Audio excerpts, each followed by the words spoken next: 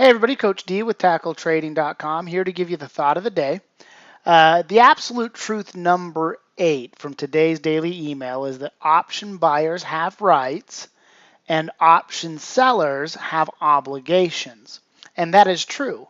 Most importantly, option traders have choices.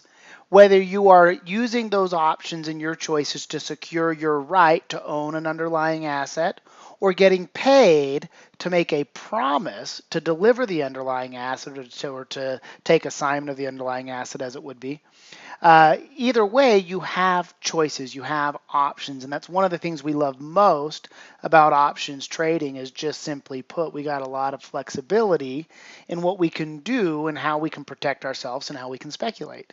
So the more you learn about options, the more choices you will have, the more rights you'll be able to secure, and the more cash flow you can generate for making the right kinds of obligations. To learn more about these absolute truths, and again, have these thoughts of the day all the time, come join us over at TackleTrading.com.